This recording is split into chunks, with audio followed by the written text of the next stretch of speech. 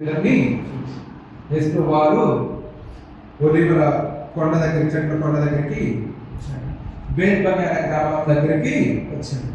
బేత్బగే అనేది ఒలివ కొండ కానుకొని ఉన్న చిన్న గ్రామం. దానికి కొండకు వారణ అంటే కొండకు మూలన పక్కన ఆనుకొని ఉన్న ఒక చిన్న గ్రామం. మనం చూసుకుంటూ వచ్చినట్లయితే ఈ ఒలివ కొండ అనేది బైబిల్ చాలా ప్రాముఖ్యతను సంతరించుకుందాం. చాలా ప్రాముఖ్యత ఉంది బైబిల్ గ్రంథంలో. పాత నిబంధన చూస్తూ వచ్చినా కానీ దావీదు అబ్షాలోము తరుముతున్నప్పుడు దావీదు ఏం చేశాడంటే ఈ ఒలివ కొండ దగ్గరికి వచ్చాడు. ఒలివ కొండలో దావీదుకు ఒక ప్రత్యేకమైన ఆరాధనా స్థలం ఉంది. సొంత కుమారుడు తరుముతున్నాడు, చంపాలని ప్రయత్నిస్తున్నాడు. తిరిగి తన రాజ్యాన్ని లాపాలని ప్రయత్నించినప్పుడు దావీదు రాజు అక్కడికి వెళ్ళి ప్రార్థన చేస్తున్నాడు. దాని తర్వాత చూస్తూ వచ్చినట్టు అనేకమైన విషయాలు మనం ఈ ఒలివ కొండలో పెంచుకున్నాయి. అయితే తర్వాత చూస్తూ వచ్చినట్టు యేసు వారిని ఇక్కడ మనం 20వ రాజ్యాన్ని చూసినట్లు ఊరేగిస్తారు. ఊరేగించి యేసు రాజుగా అభిషేకిస్తారు, పట్టాభిషేకం చేసినట్లుగా ఆయన్ని చేస్తారు. ఆ తర్వాత చూస్తూ వచ్చినట్లయితే లూకాసు వార్తలో ఉంటుంది, ఇది జరిగిపోయిన తర్వాత వెంటనే ఏడుస్తాడు యేసు వారు. దాని తర్వాత ఆ పట్టణానికి జరగబోయే దుర్గతిని చూసి, పరిస్థితిని చూసి ఏడ్చాడు యేసు వారు. ఈ పట్టణానికి, ఈ ప్రాంతానికి ఎంత నష్టం రాబోతుంది, భవిష్యత్తులో ఎంత కష్టం వస్తుంది అనేసి ముందు సంతోషం, దాని తర్వాత ఏడు. ఆ తర్వాత చూస్తూ వచ్చినట్లయితే యేసు వారిని 23వ అధ్యాయం, మత్తయి 24వ అధ్యాయంలో యేసు వారు ఏం చెప్తారు, రాకడకు సూచనలు ఇస్తారు. ఈ సూచనలన్నీ కూడా ఈ ఒలివ కొండ మీదే, ఒలివ కొండ దగ్గరే యేసు వారు రాకడ గురించి సూచనలు ఇస్తారు. ఆ తర్వాత చూస్తూ వచ్చినట్లయితే యేసు వారు సిలువ వేయబడక మునుపు ఎక్కడ ప్రార్థన చేశాడు, గెత్సెమనే తోటలోకి వెళ్ళి ప్రార్థన చేశాడు. ఈ తోట కూడా ఒలివ కొండకు ఆనుకొని, ఒలివ కొండ కిందనే ఉంటుంది అన్నమాట. ఆ తర్వాత యేసు ప్రభువును కూడా యూదా అప్పగించినప్పుడు, లేకపోతే నమ్మక ద్రోహం చేసి ముద్దు పెట్టుకుని అప్పగించినప్పుడు అదే ప్రాంతం, ఒలివ కొండ ప్రాంతంలో అక్కడే చేస్తాడు. ఆ తర్వాత యేసు ప్రభు వారు అక్కడే, దాని తర్వాత చూస్తూ వచ్చిన అపొస్తల కాలంలో ఉంటుంది, యేసు ప్రభు వారు ఇదే కొండ మీద నుంచి, ఒలివ కొండ మీద నుంచి ఆరోహణం అయ్యి పరలోక రాజ్యానికి వెళ్తాడు. అయితే మరొక విషయం ఏంటంటే తిరిగి మరలా కూడా అదే ఒలివ కొండ మీదకి దిగి వస్తాడు. జకర్యా 14:4 తిరిగి మరలా అదే ఒలివ కొండ మీదకి వచ్చినప్పుడు ఒలివ కొండ 2 పాయలుగా చీలిపోతుంది. ఒలివ కొండ గురించి చాలా ఉంది, కానీ మనము అయితే ఈ సన్నివేశాన్ని డిస్కస్ చేస్తాం. మనము టాపిక్ ఒలివ కొండ కాదు, కానీ చూసుకుంటూ వచ్చినట్లయితే వెళ్ళినప్పుడు బేత్బగేకు వచ్చినప్పుడు యేసు తన శిష్యులలో ఇద్దరిని చూచి, యేసు వారు ఏం చేస్తున్నారు, అందుకే బైబిల్ ఉంటుంది, యెహోవా తన దృష్టి లోకమంతా సంచారం చేసి గమనిస్తున్నాడు, చూస్తున్నాడు, ఎవరున్నారు, ఏంటిది, ప్రతిదీ కూడా చూస్తున్నాడు, పిలుస్తున్నాడు. అందుకే కమిలిచ్చిన వాడు కానుకుండా చెవిలిచ్చిన వాడు ప్రభు వారు చూస్తున్నారు, గమనిస్తున్నారు. చూచి ఇద్దరు శిష్యులు ఏం చేశారు, మీరు నా దగ్గరకు రండి, వారిని చూచాడు, పిలిచాడు. వారిని పిలిచేమన్నాడు, మీ ఎదుట ఉన్న గ్రామానికి వెళ్ళుడి, ఎదుటనున్న గ్రామానికి వెళ్ళుడి.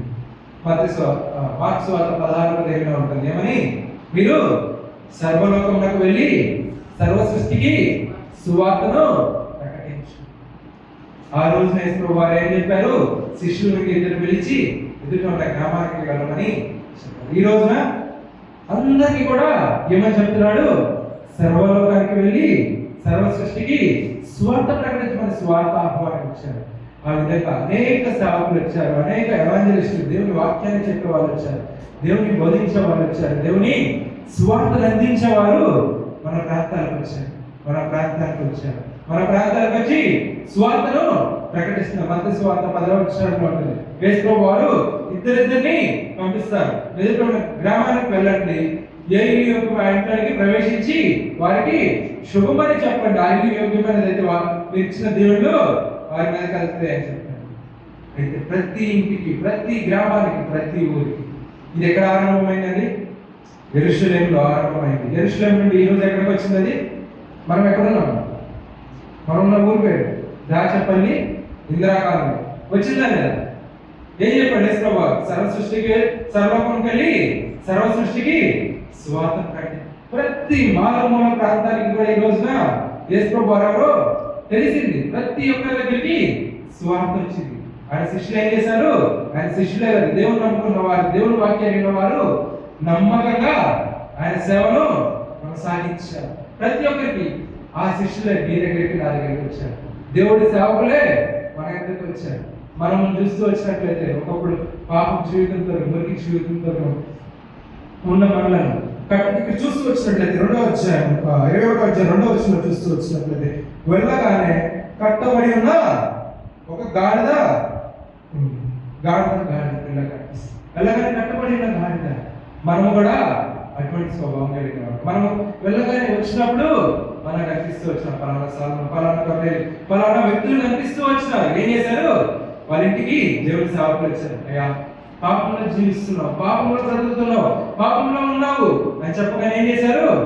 పాపాన్ని విడిచిపెట్టి కట్టబడి ఉన్న గాడిద. ఒకప్పుడు మన జీవితం చూస్తూ వచ్చినట్లయితే పాపం చేత, శాపం చేత ఏ మంచి లేనటువంటి వారు అరకాల మొదలుకొని తల వరకు స్వస్థత కొంచెం లేదు. మరణానికి పాత్రలుగా ఉండవలసిన మనం కట్టబడి ఉన్నాము శాపముతోటి, పాపముతోటి. నీతిమంతుడు లేడు, ఒక్కడమే లేడు. ఇంకా చూస్తూ వచ్చినట్లయితే ఎస్కేల్ గ్రంథంలో, పుట్టినప్పుడు చూడ అసహ్యకరంగా ఉన్నావు, బయట నేలను పారవేయబడిన స్థితిలో ఉన్నావు. నిన్ను ప్రేమించిన వారు ఎవరు లేరు, నేను మంచిగా చూసిన వారు ఎవరు లేరు. ఎన్ని కట్లతో కట్టబడి ఉన్నావు. అబద్ధాలు, పాపము, వేషము, త్రాగుడు, మోసము, జూదము, ఎన్ని కట్లునే మనకు, ఎన్ని కట్లునే కదా. మాకు సొంత ఏడాది లోపల నుండి అనగా లక్ష్మణ దేవుల నుండి దురాలోచనలు, చెడుతనము, అహంభావం, కృత్రిమము, కామకర్తము, ఎన్ని కూడా హృదయంలోని మనుషుల లోపల నుంచి ఉన్నాయి. వీటన్నిటి చేత ఏం చేస్తాం? మనము కట్టబడి ఉన్నాము. మనమందరం కూడా బంధించబడి ఉన్నాము. మన కళ్ళకు బహుశా కనపడకపోవచ్చు కానీ తాగుతున్న వారిని ఎవరన్నా కానీ, మందు తాగుతున్న వారిని అయితే వేరే చేస్తున్నారు. అయ్యా ఇది మానుకు అంటే ఏమంటారు? మానుకుంటా అని చెప్తారు, కానీ దాంట్లో నుంచి రాలేదు. ఎందుకు? దాని చేత కట్టబడి ఉన్నారు. ఎన్నిసార్లు నేను వస్తాను, ఇదిగో ఈ రోజు రేపటి నుంచి మానేస్తాను, ఎల్లుండి నుంచి మానేస్తా అంటారు. కానీ పాపం చేత ఇంకా పాపాన్ని వదులుకోలేని స్థితిలో ఉన్నావా? ఇంకా నువ్వు ఇంకా పాపంలో కట్టబడి ఉన్నావా? దేవుని సేవకుడు వాక్యం చెప్తున్నప్పుడు ఈ రోజన్నా పాపంలో నుంచి బయటికి రా. దేని చేత కట్టబడి ఉన్నావు? దేని చేత బాధింపబడి ఉన్నావు? గాడిదలు ఏం చేస్తూ వచ్చినాయి? కట్టబడుతూ వచ్చినాయి. గాడిదలు కట్టబడుతూ వచ్చినాడు. వాస్తవానికి దేవుడు రాజులు దేని మీద ప్రయాణిస్తారండి? గాడిద మీద ప్రయాణిస్తారా? గుర్రాల మీద, లేకపోతే ఏనుగుల మీద ఊరేగిస్తారు. మరి యేసు ప్రభువు వారు ఏం చేశారు? ఎవరు ఎక్కారు? 1 Coríntios 1:26 వస్తుంది. మీలో ఒకరిని సహోదరులు మిమ్మల్ని పిలిచిన పిలుపును చూడండి. మీలో ఒకరిని జ్ఞానులైనను, గనులైనను, గొప్ప వంశము వారైనను అనేకులు పిలువబడలేదు. కానీ ఏ శరీరయు దేవుని ఎదుట అసహ్యముకున్నట్లు జ్ఞానులను సిగ్గుపరచుటకు లోకంలో నుండి వెర్రి వారిని దేవుడు ఏర్పరచుకుని ఉన్నాడు. జ్ఞానులను సిగ్గుపరచుటకు లోకంలో ఉన్నారు. మనం ఎటువంటి వారిగా ఉన్నాము? జ్ఞానం లేనటువంటి వారిగా ఉన్నాం, వెర్రి వారిగా ఉంటూ మైన మనలను దేవుడు ఏర్పరచుకున్నాడు. దాని తర్వాత లోకంలో బలవంతులైన వారిని సిగ్గుపరచుటకు లోకంలో బలహీనులైన వారిని ఏర్పరచుకున్నాడు. మనం బలవంతులం కాదు, గొప్ప శక్తివంతులం కాదు, బలహీనులము. మనకు ఏ కొంచెం కూడా బలమైనటువంటి వారు. బలం అంటే ఆస్తి, అంతస్తులు ఏమీ లేనటువంటి వారు. కడు పేదరికంలో మనం చూస్తూ వచ్చినట్లే ఇందిరాకాలంలో చూస్తే ఎక్కడో ఉంటాం. దాచిపల్లిలో చూస్తే ఎవరు గుర్తించడం. మన దాచిపల్లి గురించి మన పేరు అయితే ఎంతమంది గుర్తిస్తారు? అట్లాంటిది యేసు ప్రభువు వారు అటువంటి వారిని, ఏ మంచిది మనకి ఏ పేరు లేనటువంటి వారిని మనలను ఏర్పరచుకున్నాడు. జ్ఞానం లేనటువంటి వారు, బలం లేనటువంటి వారు, అటువంటి వారిని దేవుడు ఏర్పరచుకున్నాడు. ఎన్నికైన వారిని వ్యర్థము చేయుటకు లోకములో ఎన్నికలేని వారిని దేవుడు ఎన్నుకున్నాడు. ఎన్నికైనటువంటి వారిని వ్యర్థం చేయడానికి ఎన్నికలేని వారిని దేవుడు ఎన్నుకున్నాడు. మనకి ఏ ఎన్నిక లేదండి, అటువంటి వారిని ఎన్నుకున్నాడు. ఎన్నుకుని మనల్ని నిలబెట్టాడు. వాస్తవానికి గాడిద ఎంతమంది ప్రేమిస్తారు చెప్పండి? గాడిద ఎవరైనా ప్రేమిస్తారా? ఒక్కరున్నా కానీ గాడిద చూడటానికి, గాడి స్వభావం ఏంటిది? చూడటానికి అసహ్యంగా ఉంటుంది. భలే ఉందని చెప్పి ఈరోజు ఫ్యాషన్ అయితే పిల్లలు కుక్కలు ఏం చేస్తున్నారు? మంచం మీద పడుకోబెట్టుకుంటున్నారు, పక్కనే మనుషులను వదిలిపెడతారు. మన న్యూస్ లో చూశాను, పిల్లి చనిపోయిందని చెప్పి డాక్టర్ ఆత్మహత్య చేసుకుని సూసైడ్ చేసుకుంటారు. దేనికి వాల్యూ ఎక్కువైపోయింది? మనిషి ప్రాణం కంటే పిల్లి ప్రాణం ఎక్కువైపోయింది. పిల్లి చనిపోయిందని చెప్పి ఎంబీబీఎస్ చదువుతున్న డాక్టరు ఆత్మహత్య చేసుకొని చనిపోయింది మన రాష్ట్రంలోనే. ఎంత బాధకరం! ఎవరైనా గాడి చనిపోయిందని చెప్పి ఆత్మహత్య చేసుకుంటారా? కనీసం దాన్ని ప్రేమిస్తారు, దాన్ని ముట్టుకుంటారా? ఎవరైనా గాడి దగ్గర తీసుకొని పిల్లల్ని కుక్కర్లో తీసుకొని ముద్దులు పెడతా ఉంటారు, వాట వేసుకుంటారు కలుసుకొని. ఒక్కరంటే ఇది గాడి ఎంత అందంగా ఉన్నాడు వాళ్ళు పట్టుకుంటారు. ఎవరు కూడా చూడటానికి అసహ్యం, మన జీవితం కూడా అసహ్యకరమైన జీవితం, ఎవరు ప్రేమించని జీవితం. రెండోది గాడిద ఎక్కడ ఉంటుంది? మొదటిగా చూడటానికి అసహ్యకరమైనదిగా ఉంటుంది. రెండోదిగా గాడిద ఎక్కడ ఏ విధంగా ఉంటుందంటే ఊరికి వెలుపల ఉంటుంది. ఊరిలో ఉంచుకుంటారు ఎవరైనా. మనం పిల్లలు పెంచుకున్నట్టు, కుక్కలు పెంచుకున్నట్టు, లేకపోతే గేదెలను పెంచుకున్నట్టు, ఆవులు పెంచుకున్నట్టు ఎంతమంది పెంచుకుంటారు గాడిద? కనీసం ఎవరైనా తెచ్చుకుంటారు, పక్కింటి వాళ్ళు పెంచుకుంటారా? ఏం చేస్తారు? ఊరికి వెలుపట్టి. మనం కూడా దేవునికి దూరస్తులైనటువంటి వారు, ఏ మంచి లేనటువంటి వారు, చూడటానికి అసహ్యకరమైన స్థితిలో ఉన్నాము. ఏ మంచి లేనటువంటి వారు, పచ్చి పుండ్లు పెనబడలేదు, కట్టబడలేదు, తలముతో మెత్తగా చేయబడలేదు, అటువంటి స్వభావం కలిగిన వారు, చూడటానికి అసహ్యకరమైన స్థితిలో ఉన్నవారు, ఊరికి దేవునికి వెలుపట్టి నివసించేవారము. ఇంకా చూస్తూ వచ్చినట్లయితే గాడిద స్వరము వాళ్ళకి అమ్మ ఉండేది కదా, విన్నారా? ఎవరన్నా ఏమంటారు? గాడిద ఉండరు పెట్టింది అంటారు కదా. ఈ ఎక్కడన్నా గుర్తుపట్టి ఎక్కడుందో దాని దోలేదని చెప్పి కనబట్టుకొని వస్తారు, పొరపాటు నడిస్తే. ఏదో కనబడి ఉండేది కదా, కుక్క నిద్రపోతుంటే గాడిద నడిచిందంట. గాడిద నడిస్తే ఏం చేశాడు? యజమానుడు వచ్చి గాడిదను కొట్టాడు. కుక్క పని కుక్క చేయాలి, గాడిద పని గాడిద చేయాలి. దొంగ వచ్చినప్పుడు కుక్క నిద్రపోతుందని గాడిద, అయ్యో నా యజమానుడు నష్టం వస్తుందని చెప్పి గాడిద అనగానే చాలా బాధలు. ఎందుకు? అది మంచి పని చేస్తే చెడ్డ పని చేస్తాను, మంచి పని చేస్తాను, దాని స్వరము వినడానికి అంత సరిగా ఉంటుంది. అది వచ్చినా కానీ దొంగ వచ్చాడు అనుకోడు, దీనికేం పట్టింది కాదు, ఈ టైంలో వస్తున్నారు. అటువంటిది మన స్వభావం చూస్తూ వచ్చినట్లయితే రోమిన్ రాసిన 3వ అధ్యాయంలో వారి ముందుగా తెరిచిన సమాధి, వారి పెదవుల కింద సర్పవిషం ఉన్నది అని చెప్పేసి అంటాడు. వారి నోటి నిండా శపించటయు పగయు ఉన్నదని చెప్తాడు.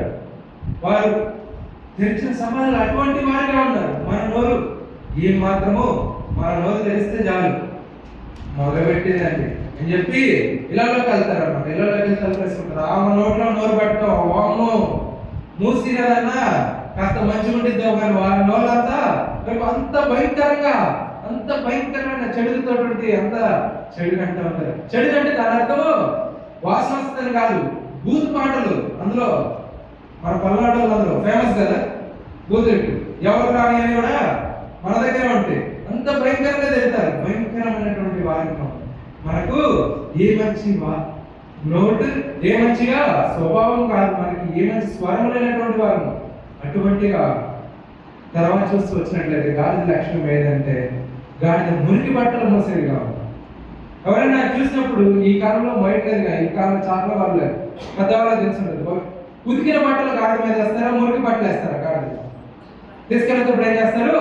మురికి బట్టలన్నీ కూడా గాడిద మీద వేస్తారు. వచ్చేటప్పుడు ఉతికిన బట్టలు ఏం చేస్తారు? మోసుకుంటూ వస్తారు, గాడిద మీద చేయండి. అంటే పనికిరానిదిగా మురికి బట్టలను మోసేది, చెడులు కాదు, పాపాలు మోసేదిగా ఉంటుంది. ఏది కూడా మంచి లేనటువంటిగా, మురికితో మలినముతోనూ ఉండేది గాడిద లక్షణం.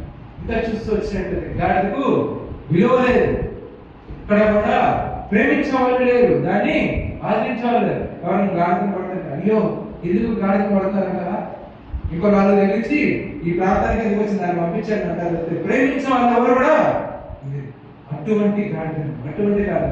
వాస్తవానికి యేసు ప్రభువారు ఎవరు? రాజులకు రాజు, ప్రభులకు ప్రభు. అటువంటి ఆయన రాజు దేని మీద ఎక్కాల? గాడిద మీద, గుర్రం మీద. కానీ ఏం గొప్ప స్థాయిలో, ఉన్నతమైన స్థాయిలో ఎక్కాల్సిన ఆయన ఎవరు ఎంచుకున్నాడు? గాడిద ఎంచుకున్నాడు. ఎందుకు? నీకోసం, నా కోసం. మనము కూడా అటువంటి స్వభావం కలిగిన వారము, మనలో ఏ మంచి లేదు. అటువంటి వారిని చూసి 3వ వచనం చూద్దాం రండి. మత్స్సు వార్త 21:3 2 చివరి భాగం. ఒక గాడిద పిల్లలు మీకు కనపడిన వాటిని విప్పి నా యొద్దకు ఎవరు కట్టండి. ఎవరన్నా అయ్యా ఎవరన్నా గుర్రాన్ని అడుగుతారు, ఏనుగుని అడుగుతారు, గాడిదను అడుగుతున్నారయ్యా మీరు అంటే, నాకు ఆ గాడిద కావాలి, ఆ మురికితో నిండబడిన గాడిద కావాలా, పాపంతో నిండబడిన గాడిద కావాలా, కర్మశంతో ఉన్న గాడిద కావాలా, గాడిద నాకు కావాలి, గాడిద నాకు కావాలి. గాడిదను ప్రేమించి, గాడిద లాంటి స్వభావం కలిగిన వాళ్ళని ప్రేమిస్తున్నాడు. ఎవరైనా ధనవంతులను ప్రేమిస్తారు, డబ్బున్న వాళ్ళని ప్రేమిస్తారు, అందచందాలు కలిగిన వాళ్ళని ప్రేమిస్తాడు. కానీ ఎవరిని ప్రేమిస్తున్నారు? దేవుడు గాడిద లాంటి స్వభావం ఏమొచ్చి లేని మనలను ప్రేమించాడు. నువ్వు నాకు కావాలి అని చెప్తున్నాడు. గాడిద వంటి మనలను దేవుడు కోరుకున్నాడు. నాకు కావాలి, ఆ గాడిద నాకు కావాలి. 3వ వచనం చూస్తూ, ఎవడైనా మీరు ఏమని అడిగినా అది ప్రభువులకు కావలసి ఉన్నదని ఏదని అడిగిన అది ప్రభువులకు కావలసిన గాడిద. ఏమి తెలియలేదండి, ఉపయోగం లేదండి, తెలివి తక్కువడండి, నిష్ఫలించడం, అయినా నాకు ఆ మనిషి కావాలి. జ్ఞానం లేదండి ఆ మనిషికి, నాకు ఆ మనిషి, బలం లేదండి ఆ మనిషికి, నాకు ఆ మనిషి కావాలి. బలం ఎన్ని లేని వాడండి, ధృవీకరింపబడిన వాడండి, అయినా నాకు ఆ మనిషే కావాలి, నాకు ఆ గాడిద కావాలి, నాకు ఆ మనిషే కావాలి. అటువంటి మనలను దేవుడు ఏ మంచి లేని మనల్ని ప్రేమించి ఎంత గొప్ప దేవుడు అండి. దేవుడు నేను ఉన్నతమైన వాళ్ళని పిలుస్తాను, కోటేశ్వర్లను పిలుస్తాను. ఎంతమంది వచ్చావు లేదా? కూర్చుంటారా? కోటేశ్వర్లు పక్కన పెట్టండి, లక్షాధికారులను పిలుస్తా అంటే మనం వచ్చి కూర్చున్నావా? ఎన్ని లక్షలు ఉన్నాయి మన దగ్గర, ఎన్ని కోట్లు ఉన్నాయి? కొన్ని అందంగా ఉన్నావా, చదువు చదివా, గొప్ప ఉన్నతమైన స్థాయిలో ఉన్నావా? దేవుడు మనను ఏర్పరుచుకున్నాడు. తర్వాత చూస్తూ వచ్చినట్లయితే 5వ వచనంలో, ఇదిగో నీ రాజు సాత్వికుడై గాడిదను భారవాహిక పశువు పిల్ల ఆయన చిన్న గాడిదను ఎక్కి నీ యొద్దకు వస్తున్నాడు. ఎక్కడికి వస్తున్నాడంట? నీ యొద్దకు వస్తున్నాడు. దేవుడే నీ యొద్దకు వచ్చాడు. మనం మంచి వారం కాదు, కానీ మనం ఏ గొప్ప వారం కాదు, కానీ ఏం చేశాడు? దేవుడు తన స్వార్థను నీ యొద్దకు పంపించాడు. దేవుడు తన వాక్యాన్ని నీ యొద్దకు పంపించాడు. నిన్ను ప్రేమించి, నన్ను ప్రేమించి దేవుడు ఏం చేశాడు? మనల్ని ఎన్నుకొని నీ యొద్దకు, నా యొద్దకు ఆయన వాక్యాన్ని పంపించాడు, ఆయన ప్రజలను పంపించాడు, దేవుని సేవకులను పంపించాడు. నీ యొద్దకు, నా యొద్దకు. ఎంత గొప్ప దేవుడు అండి, ఎంత అద్భుతమైన దేవుడు, ఎంత ఆశ్చర్యకరమైన దేవుడు. నిన్ను నన్ను ప్రేమించి, మన యొద్దకు ప్రేమించి దేవుడు మనలను నడిపించి నీ యొద్దకు, నా యొద్దకు ఆయనే వచ్చాడు. గాడిదను తీసుకొని వేసేసి ఆయనే వచ్చాడు. ఏ విధంగా వచ్చాడు? పౌరుషం కలిగిన వాడే, రౌద్రం కలిగిన వాడుగా ఉన్నాడా? ఏ విధంగా వచ్చాడు? సాత్వికుడుగా, దీన మనసు కలిగిన వాడుగా ఉన్నాడు. అందుకే మత్తయి సువార్త 11:29 అవుతుంది. నేను సాత్వికుడు, దీన మనసు కలిగిన వాడు కనుక నా దగ్గరకు వచ్చి నా కాడిని నేర్చుకున్నాక నేర్చుకున్నాడు. దేవుడు ఎటువంటి వాడు? సాత్వికుడు, దీన మనసు కలిగిన వాడు. ఆయన రౌద్రంతో ఉండేవాడు కాదు, కోపంతో ఉండేవాడు కాదు. ఒక్కసారి మనం చేసిన తప్పులను బట్టి మనం ఒక్కసారి గద్దించుంటే ఏమై ఉండేవాళ్ళము? ఈ రోజున ఏ విధంగా బ్రతకాలి? మనను ఒక్కసారి దేవుడు ప్రేమిస్తూనే ఉన్నాడు. దినమంతా చదువు చాపి నిన్ను నన్ను పిలుస్తున్నాడు, నేను నిన్ను పిలుస్తున్నా. హృదయమైన తరపున నుంచొని తడుచూ ఉన్నాడు. ఈ రోజున తలుపు తీస్తామనేసి ఎంత గొప్ప ప్రేమ చూపించాడు, ఎంత గొప్ప కరుణ చూపించాడు నీ పట్ల, నా పట్ల. ఆరోగ్యం చూస్తూ వచ్చినట్లయితే 7వ వచనం, ఆ గాడిదను దాని పిల్లలను తోలుకొని వచ్చి వాటి మీద తమ బట్టలు వేయగా ఆయన బట్టల మీద కూర్చుంటారు. ఒకప్పుడు ఎక్కడ ఉందండి? ఊరికి వెలువడకుండా గాడిద, ఏమొచ్చిందండి? చూడడానికి అసహ్యకరమైన గాడిద, ఎవరు ప్రేమించని గాడిద, ఎవరి ప్రేమకు నోచుకొని గాడిద, అసహ్యమైన స్వరము కలిగిన గాడిద, మురికి వస్తువులని మోసే గాడిద, విలువలేని గాడిద. ఆ గాడిదని ఎవరు కోరుకున్నారు? యేసు ప్రభువు వారు కోరుకున్నారు. ఇప్పుడు అదే గాడిదను యేసు ప్రభువు వారు తీసుకొచ్చారు. ఇప్పుడు ఒకప్పుడు మురికి బట్టలు ఇప్పుడు ఏం చేస్తున్నారు? బహుశా భర్త అంటున్నాడు భార్యతో, భార్యతో అంటున్నాడు, ఈ కంచి పట్టు చీరలు ఉన్నాయి కదా, తీసుకురా. ఏం చేయాలా? కంచి పట్టు చీరలు, బనారస్ పట్టు చీరలు అని ఏం చేయాలా? తీసుకొచ్చి గాడిద మీద గాడిదండి, గాడిద మీద పట్టు చీరలు అయిపోయింది. ఉప్పాడ చీరలు ఉన్నాయా? అవి కూడా పట్టుకురా. ఎన్ని కూడా తీసుకొచ్చి ఏం చేయాలా? గాడిద మీద. ఇది మురికి బట్టలు మాట అది కూడా ఇష్టపడం. ఈ గాడిద ఒకప్పటి గాడిద కాదు, ఇప్పుడు ఈ గాడిద మీద ఎవరున్నారు? యేసు అన్నాడు, మంచి శ్రేష్టమని పట్టకరా, శ్రేష్టమని పట్టకరా. భార్య అనుకున్న భర్తలు అదిగో మనం చందా బ్రదర్స్ లో సూట్ 10,000 పెట్టుకుంటావా, తీసుకురా. సూట్ తీసుకొచ్చి ఏం చేయాలా? ఇప్పుడు అక్కడే గాడి మీద గాడి కింద అన్ని చోట్ల మంచి మంచి వస్త్రాన్ని పాతగా తీసుకొచ్చేసి ఉంటారంటావా? గాడి కింద మురికి తీసుకొచ్చేసి ఉంటారంటావా? ఒకప్పుడు మురికి గుడ్డలు మోసేది పాపకి ప్రతీకగా ఉంది. ఇప్పుడు యేసు ప్రభు వచ్చిన తర్వాత ఎంత గౌరవం. ఇప్పుడు కాదు, ఆహా ఎంతగా ప్రేమిస్తున్నారు నన్ను వీళ్ళు, ఎంతగా ప్రేమిస్తున్నారు, ఎంత గౌరవిస్తున్నారు. ఈ గౌరవం నీ వల్ల కలిగిందా? నీలో ఉన్న యేసు ప్రభువుని బట్టి నిన్ను ప్రేమిస్తున్నారు, నీలో ఉన్న క్రీస్తుని బట్టి నిన్ను గౌరవిస్తున్నారు. ఆ గాడిద ఇప్పుడు ఆ గాడిద మీద ఎవరున్నారు? యేసయ్య ఉన్నాడు. ఆ గాడిద యేసయ్యను ఎక్కి ఉన్నాడు. ఆ గాడిద ఎక్కగానే ఎంత గౌరవం. ఏంది నా మీదనా గాడిద? ఏంది ఈ పచ్చి చీర నా మీదనా? ఈ సూట్ నా మీదనా? ఏంది నా కాళ్ళ కింద పడేస్తారా? ఏంది? ఒకప్పుడైతే మురికి గుడ్డలతో నన్ను కొట్టేవారు, తిట్టేవారు, అందరూ అసహ్యించుకునేవారు. అయితే ఇప్పుడు ఆ గాడిద యేసయ్యని కలిగిన గాడిద. ఒక్కసారి యేసు ప్రభువును అనుకున్న అక్కడ దేవుడిని ఏ విధంగా ఆశీర్వదించాడు, పాపం స్థితి నుంచి విడిపించాడు. ఒకప్పుడు నువ్వు ఆ పాపం లేకుండా ఉండేది, 24 గంటలు తాగేవాడే కదా, తిరిగేవాడే కదా, అబ్దాలు ఆడేవాడు కదా, ఆదివారం వస్తే పాకాడ దగ్గర కూర్చునేవాడే కదా. అదంతా ఒకప్పుడు అండి. ఇప్పుడు నేనేం చేయాను? యేసయ్యను నమ్ముకున్నాను, దేవుని ఎరిగాను, ఆ పాప జీవితం అంతా పోయింది. ఒకప్పుడు అవమానము, చెడ్డ కార్యాలు, పాప జీవితం వాటన్నిటి నుంచి దేవుడు ఏం చేశాడు? మార్చి వేశాడు, నన్ను నూతన సృష్టిగా చేశాడు. 2 Corinthians 17 కాగా ఎవడైనా క్రీస్తునందు ఉన్నాడు కదా, 3 విషయాలు ఉన్నాయి. మొదటిగా క్రీస్తునందు ఏంటో, మొదటిగా నూతన సృష్టి. దేవుడు మనం ఏం చేశాడు? నూతన సృష్టి చేశాడు, నూతనంగా మార్చాడు. పాపాలని పాతవని గతించిపోయింది.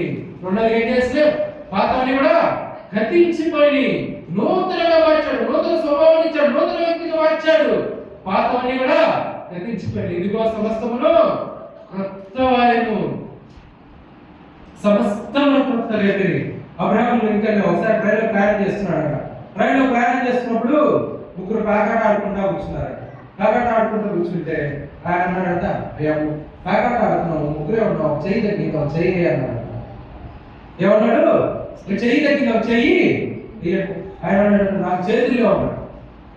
అదే చేతులే నాకు, మరి కాళ్ళు కొంచెం అక్కడికి వచ్చి ఆ పని ఏదో చేయని చెప్పి కాళ్ళు, నాకు కాళ్ళు లేవు. అదేదయ్యా, చేతులు లేవంటే, కాళ్ళు లేవంటే, ఏమి లేవంటే నా ఏమీ లేవు. ఎందుకు ఏమైందంటే ఈ చేతులు నాయి కాదు, ఇవి నా యేసయ్య నన్ను మార్చుకున్నాడు, నూతన సృష్టి చేశాడు. ఒకప్పుడు నేను పేకాడాను, ఒకప్పుడు నేను తాగకూడని తాగాను, ఒకప్పుడు నేను చూడకూడని చూశాను, ఒకప్పుడు నడవకూడని స్థానానికి వెళ్ళాను, ఒకప్పుడు సంచరించకూడని మార్గాల్లో ఉన్నాను. ఇప్పుడు దేవుడు నన్ను నూతన సృష్టిగా మార్చాడు. ఇప్పుడు నా చేతులన్నీ కూడా యేసయ్య సేవకే, నా కాళ్ళన్నీ కూడా యేసయ్య పరిచర్యకే, నా నోటంతా కూడా యేసయ్య గురించి మాట్లాడడానికే. మరి నిన్ను నన్ను మార్చిన దేవుడిని నువ్వు ఎంతగా దేవుడిని కనపరుస్తున్నావు, ఎంతగా దేవుడిని పూజిస్తున్నావు, ఎంతగా దేవుడిని ఆరాధిస్తున్నావు. దేవుడు ఉన్నాడు. ఇప్పుడు ఒకప్పుడు ఎవరు ప్రేమించిన తృణీకరించినటువంటి కాదు, ఊరికి దూరంగా ఉన్నాడు. ఇప్పుడు ఊరికి దూరంగా ఉందా? ఎక్కడుంది? ఊరికి మధ్యలోకి వచ్చింది. అందరు చూస్తున్నారు, కేకలేస్తున్నారు, హోసన్నా హోసన్నా, దేవునికి దావీదు కుమారునికి జయమని కేకలు వేస్తున్నారు. ఒకప్పుడు అందరం మనల్ని తృణీకరించిన వారు, అందరం మనల్ని హేళన చేసిన వారే, అందరం మనల్ని దూషించిన వారే, అందరం మనల్ని తిట్టిన వారే. కానీ యేసుని నమ్ముకున్న తర్వాత ఏంటంటే ఆ మార్పు, ఏంటంటే ఆ ఒక్కసారిగా మొన్నటిదాకా మాతో సినిమాలకు వచ్చింది. ఈ రోజు ఏంటి? తెల్ల బట్టలు కట్టుకొని, బైబిల్ పట్టుకొని చక్కగా చర్చికి వెళ్తుంది. ఏంటి అబద్ధాలు నువ్వు? ఏంటి దొంగతనాలు చేయవా? లేదని ఒకప్పుడు చేశాను. ఏంటి మార్పు? ఏంది? ఏ విధంగా వచ్చింది మార్పు? నేను యేసయ్యను నమ్ముకున్నాను, యేసయ్యను ఎరిగాను. ఒకప్పుడు చూడటానికి అసహ్యకరంగా ఉంది, ఇప్పుడు ఎంతమంది ప్రేమిస్తున్నారు. ఇంకా చూస్తూ వచ్చినట్లయితే జనసమూహంలో అనేకులు తమ బట్టలు దారి పొడవున పరిచిరి. దారి పొడవున కూడా బట్టలు పరుస్తూ వచ్చినారు. కొంతమంది వెళ్ళారు, గొప్ప చెట్లు ఎక్కారు. ఒక భార్యని అండి, ఏమండి వాళ్ళు సూట్లు వేస్తున్నారు, చీరలు వేస్తున్నారు, మంచి మంచి దుప్పట్లు వేస్తున్నారు. మరి ఇంట్లో మన పేదవాళ్ళు మరి అయితే తీసుకురా, పట్టగా కత్తి ఎక్కడుంది, కత్తి పట్టగా తీసుకొచ్చి చెట్లు నరికి ఎంత తొందరగా చెట్లు నరకడం, కొమ్మలు నరకడం కష్టం తెలియక గబగబా ఎవరు చెప్పారండి నరకమని? ఎవరు చెప్పారు? గాడిద కింద వేస్తున్నారు, గాడిద కింద. అయ్యా యేసు ప్రభు వారు దేని మీద నడవకూడదు, రోడ్డు మీద నడవకూడదు. ఆ యేసు ప్రభు వారు ఎక్కిన గాడిద రోడ్డు మీద నడవకూడదు, రాళ్ళలో నడవకూడదు, మట్టిలో నడవకూడదు, దుమ్ములో నడవకూడదు. ఎక్కడ నడవాలా? శ్రేష్టమైన బట్టల మీద, శ్రేష్టమైన వస్తువుల మీద నడవాలి. దేవుడు ఎంత గొప్ప ఆధిక్యతను ఇచ్చాడు. ఆయన నమ్ముకున్న మనకు ఎంత గొప్ప ఆశీర్వాదాన్ని ఇచ్చాడు, ఎంత గొప్ప మేలు చేశాడు, ఎంత గొప్ప ఆశీర్వాదం మన పట్ల గురించి. ఏ విధంగా మౌనంగా ఉండగలము? ఏ విధంగా ఉండగలము? మీరేం చేస్తున్నారు? హోసన్నాను కేకలు వేస్తున్నారు. 9వ వచనం చూస్తే, జన సమూహంలో ఆయనకు ముందుగా వెలుచుండిన వారును వెనక వచ్చుచుండిన వారును, దావీదు కుమారునికి జయము, ప్రభు పేరిట వచ్చిన వాడు స్తుతింపబడిన గాక, సర్వోన్నతమైన స్థలములలో జయము అని కేకలు వేస్తున్నారు. ఏం చేస్తున్నారంట? కేకలు వేస్తు. మరి మన జీవితం మారలేదా? మనల్ని దేవుడు రక్షించలేదా? పాపంలో ఉన్న మనలను, చెడులో ఉన్న మనలను, కల్మషముతో ఉన్న మనలను, మురికితో ఉన్న మనలను, దాగుతో ఉన్న మనలను దేవుడు రక్షించలేదా? ఆరాధన చేయమంటే పక్కన కూడా వినపడదు, ఎదుటి కూడా వినపడదు. పాట పడమంటే నోరు రాదు. అదే మనం ఒక్క మాట అండి, ఒక్క మాట అంటే 4 వసాలు వినపడాలి. వినపడింది కదా? 4 ఇంకా ఎక్కువ వినపడింది కదా? మళ్ళీ ఒక మాట. మరి దేవుడి మందిరంలో మౌనంగా ఏ విధంగా ఉండగలుగుతున్నావు? నీ జీవితాన్ని మార్చిన దేవుడు, నీ బ్రతుకును మార్చిన దేవుడు, నీ స్వభావాన్ని మార్చిన దేవుడు, నిన్ను సమస్తంలో నూతనంగా మార్చిన దేవుడు. ఆ దేవుని సన్నిధిలో మౌనంగా ఏ విధంగా ఉండగలుగుతున్నావు? నోరు తెరవకుండా ఏ విధంగా ఉండగలుగుతున్నావు? పాటలు పాడలేకపోతున్నావు, ఒకరి దేవుని స్వార్థను చెప్పలేకపోతున్నావు, ఆరాధన చేయలేకపోతున్నావు. ఏ విధంగా ఉండగలవు? లూకాసు వార్తలో అద్భుతమైన మాట రాయబడింది. లూకాసు వార్త 19వ అధ్యాయం చూస్తూ వచ్చినట్లయితే, లూకాసు వార్త 19వ అధ్యాయంలో,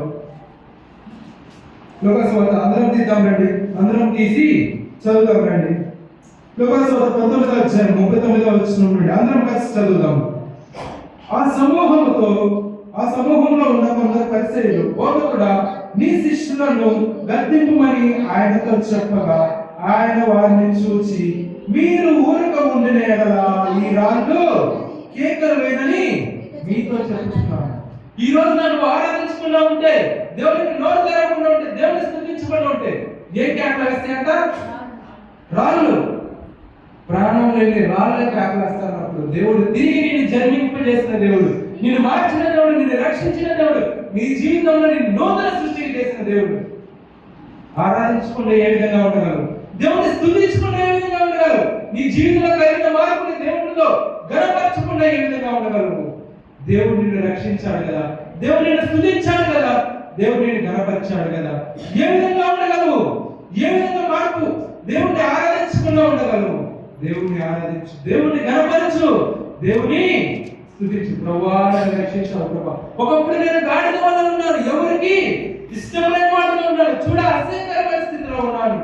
ఆయన నన్ను ప్రేమించడానికి కొంతకాలం ఊరికి వెలుపడగా ఉన్నాను. ఆయన నన్ను ఊరిలోనికి తీసుకొచ్చి ప్రజల మధ్య, దేవుని సంఘం మధ్య, దేవుని ప్రజల మధ్య ఆరాధించడానికి నాకు ఇచ్చిన గొప్ప అవకాశాన్ని బట్టి నీకు వందనాలు.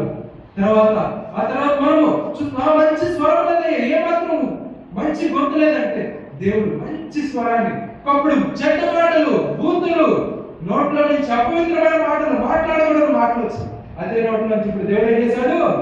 స్తుతి వాక్యాలు పెట్టాడు. దేవుడిని ఆరాధించేవాడిగా చేస్తూ వచ్చి, ఒకప్పుడు విలువలేని మనకు ఎటువంటి వారిగా ఉన్నాము, ఎవరు మనల్ని ప్రేమించిన స్థితి ఈ రోజున అందరూ ప్రేమిస్తున్నారు. అటువంటిదిగా దేవుడు మనలను మార్చాడు. ఒకప్పుడు చూస్తూ వచ్చినట్లయితే ఏ మాత్రం మంచి లేదు, ఊరికి వెలపడగా ఉంది, మురికి బట్టలు మోసేటటువంటి వాళ్ళు ఈ రోజున ప్రశస్తమైన బట్టలు మోసేవారుగా, ప్రశస్తంగా అందరిలో గొప్ప పేరు, ఖ్యాతి, గొప్ప ఆదరణ మనకి ఉన్నతమైన స్థాయిలో ఉంచాడు. ఈ రోజున మనల్ని వెళ్తున్నప్పుడు అది గొప్ప దేవుని బిడ్డ వస్తున్నాడు, జాగ్రత్త. ఆయన దగ్గర బూతులు మాట్లాడకూడదు, ఆయనతో చెడ్డవాడిని చెప్పకూడదు, ఆయనతో పనికిరాని మాటలు చెప్పకూడదు. ఆయన దేవుని బిడ్డ. మనల్ని దేవుడిని బట్టి ఎంతమంది గౌరవిస్తున్నారు? ఆ గౌరవాన్ని ఇచ్చిన దేవుడు. ఆరాధించుకుని ఏ విధంగా ఉండగలము? ఆ దేవుడిని కనపరచుకుని ఏ విధంగా ఉండగలము? దేవుడిని నువ్వు కనపరచకపోతే ఏం కేకలేస్తున్నారు? రాళ్ళు కేకలేస్తే, రాళ్ళు కేకలేస్తే ఎవరు స్తుతించాలా? దేవుడా చూస్తూ వచ్చినట్లయితే ప్రభు పేరిట వచ్చున్నాను స్తుతించబడును గాక. సర్వోన్నతమైన స్థలములలో దేవునికి మహిమ ఉండును గాక. తనకి ఇష్టమైన భూమి మీద వారికి సమాధానం, దేవునికి మహిమ సమాధానం అని చెప్పి కేకలు వేస్తూ దేవుణ్ణి గణపరచాలి. రండి బిగ్గరగా ఆరాధిద్దాము. మన పట్ల దేవుడు మన పట్ల చేసిన కార్యాన్ని బట్టి, దేవుడు మన జీవితంలో చేసిన మెల్లని బట్టి, ప్రభు ఒకప్పుడు ఊరికి వెలుపటిగా ఉండవలసిన ప్రేమించిన తీసుకొచ్చి నీ మందిరంలో ఉంచి, ఒకప్పుడు మురికితోటి కల్మషంతో నన్ను రక్షించు. నోరు తెచ్చి బిగ్గరగా దేవుడు మన జీవితంలో చేసిన కార్యాలు, దేవుడు మన జీవితంలో చేసిన అద్భుతాలను వెలుగెత్తి దేవుని ఆరాధిద్దాము, దేవుని స్తుతిద్దాం, ఆరాధిద్దాం.